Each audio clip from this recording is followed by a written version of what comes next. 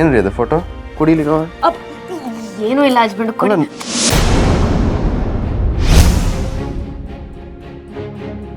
ಅವತ್ತು ರೆಸಾರ್ಟಲ್ಲಿ ಗೊತ್ತಿಲ್ಲದೆ ಈ ಫೋಟೋ ಹರಿದೋಗಿತ್ತು. ಅದನ್ನು ಸರಿ ಮಾಡಿಸಿ ಫ್ರೇಮ್ ಹಾಕ್ಸಿಟ್ಟಿದ್ದೆ.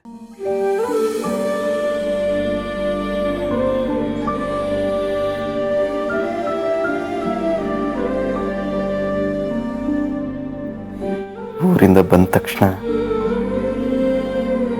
ಇದನ್ನ ನಿಮಗೆ ತೋರಿಸಿ ಸರ್ಪ್ರೈಸ್ ಕೊಡಬೇಕು ಅಂದ್ಕೊಂಡಿದ್ದೆ. ಆದ್ರೆ ಅದಕ್ಕೆ ಮುಂಚೆನೆ ನೀವು ನನ್ನಿಂದ ಎಲ್ಲೋ ದೂರ ಹೋಗಿದ್ದೀರ. ಯಾಕೆ ದೀಪ ಅವ್ರೆ? ನೀವಿಲ್ದೆ ನಾನಿಲ್ಲಿ ಒಬ್ಬಂಟಿ ಅನ್ನಿಸ್ತಿದೆ.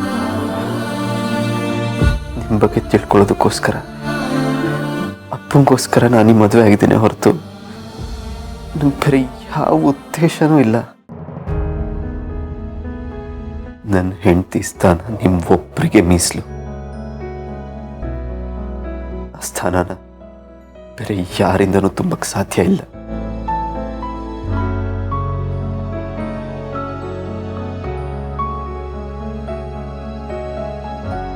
I miss you so much, Deepa.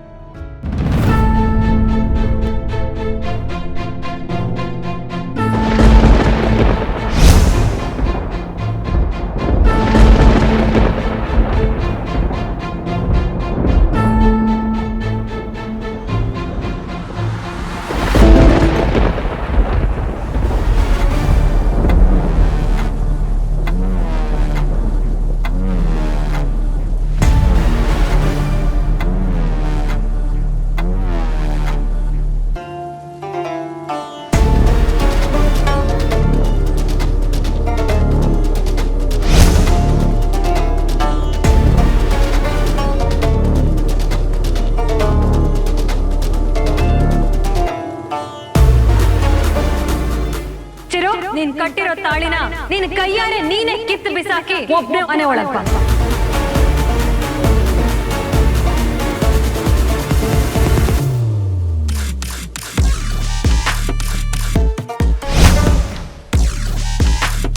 ಅವತ್ತು ನನ್ನ ಮನೆ ಹೊರಗೆ ನಿಲ್ಸಿದ್ರಿ, ಆದ್ರೆ ಇವತ್ತು ಯಾರು ಹೇಳ್ದೇ ಇದ್ರು ನೀವಾಗೆ ಮನೆ ಹೊರಗೆ ನಿಂತಿದ್ದೀರಿ. ಅವತ್ತು ನಾನು ಮಳೆ ನಿಂತಿದ್ದೆ, ಇವತ್ತು ನೀವು ನೆನೀತಿದ್ದೀರ. ಇದನ್ನ ಕರ್ಮನ.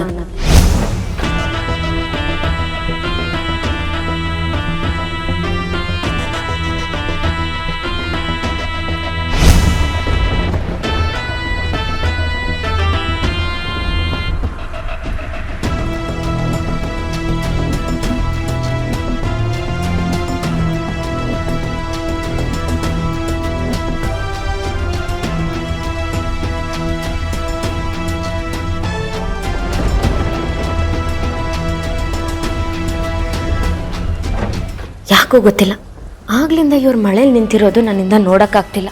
ಈಗಲೇ ಹೋಗಿ ಅವ್ರನ್ನ ಒಳಗೆ ಕರೀತೀನಿ.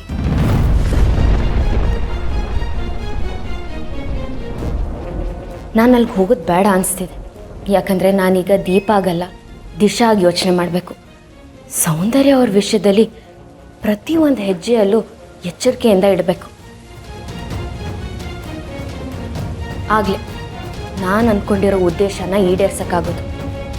ಹೌದು ದೀಪ, ನಾನೀಗ ದಿಶಾ ಆಗಿ ಬದಲಾಗಿರೋದನ್ನು ಯಾವಾಗಲೂ ಮನಸ್ಸಲ್ಲಿ ಇಟ್ಕೋಬೇಕು. ಈ ಒಂದು ವರ್ಷದಲ್ಲಿ ದೀಪ ಆಗಿ ನನ್ನಿಂದ ಏನು ಮಾಡೋಕ್ಕಾಗದೇ ಇತ್ತೋ ದಿಶಾ ಆಗಿ ಒಂದು ದಿನದಲ್ಲೇ ನಂಗೆ ಸಾಧಿಸೋಕ್ಕಾಯ್ತು. ಇದರಲ್ಲೇ ಗೊತ್ತಾಗತ್ತೆ ದಿಶಾಗೆ ಎಷ್ಟು ಶಕ್ತಿ ಇದೆ ಅಂತ.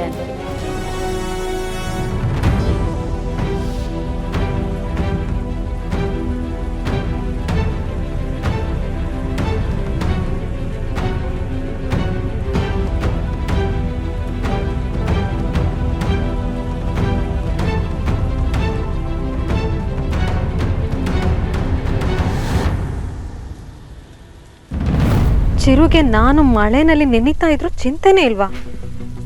ಅವನಿಗೆ ನನಗಿಂತ ಸತ್ತಿರೋ ಆ ದೀಪನ್ ಮೇಲೆ ಪ್ರೀತಿ ಹೆಚ್ಚಾಯ್ತಾ? ಅವಳಿಗೋಸ್ಕರ ಪಾಪ ಅವನು ದಿಶಾನ ರೂಮಿಗೆ ಕರ್ಕೊಳ್ತಿಲ್ವಾ? ಅವನು ದಿಶಾನ ರೂಮಿಗೆ ಕರ್ಕೊಳ್ತೀನಿ ಅಂತ ಹೇಳೋವರೆಗೂ ನಾನು ಮಾತ್ರ ಇಲ್ಲಿಂದ ಅಲ್ಲಾಡಬಾರ್ದು. ಅದೆಷ್ಟೇ ಜೋರಾಗಿ ಮಳೆ ಬಂದರೂ ಸರಿ, ಚಿರು ಒಂದು ನನ್ನ ಕಂಡೀಷನ್ ಒಪ್ಕೊಳ್ಳೋವರೆಗೂ ನಾನು ಇಲ್ಲಿಂದ ಒಂದು ಹೆಜ್ಜೆನೂ ಮುಂದೆ ಇಡಲ್ಲ.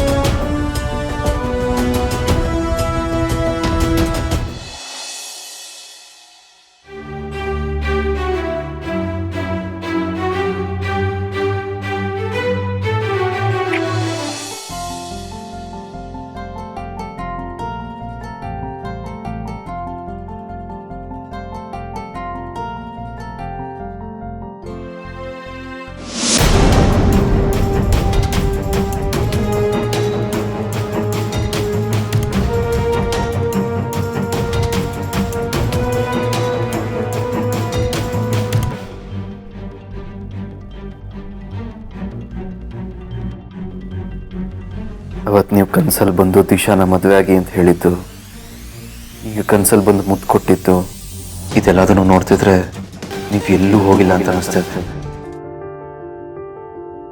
ನೀವು ನನ್ನಿಂದ ದೂರ ಹೋಗಿಲ್ಲ ಅನ್ನೋದಕ್ಕೆ ಇದಕ್ಕಿಂತ ಸಾಕ್ಷಿ ಬೇಕಾ? ನೀವು ಯಾವಾಗಲೂ ನನ್ನಲ್ಲೇ ನನ್ನವರಾಗೇ ಇರಬೇಕು.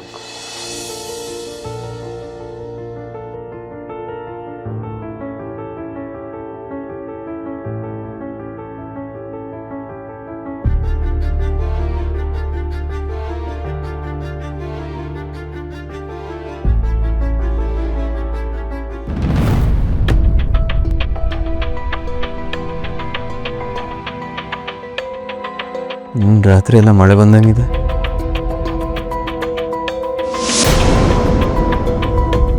ಅದಕ್ಕೆ ನೆನ್ನೆ ನಾನು ಆಡಿದ ಮಾತಿಗೆ ಬೇಜಾರು ಮಾಡಿಕೊಂಡು ಅದಕ್ಕೆ ರಾತ್ರಿ ಎಲ್ಲ ಅಲ್ಲೇ ನಿಂತಿದ್ರ? ಎಂತ ತಪ್ಪಾಗೋಯ್ತು.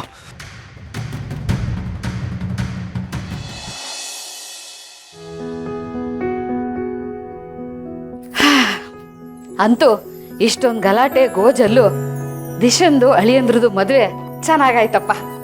ಒಟ್ಟಿನಲ್ಲಿ ಅವರಿಬ್ರು ಸುಖವಾಗಿದ್ರೆ ಅಷ್ಟೇ ಸಾಕಣೆ.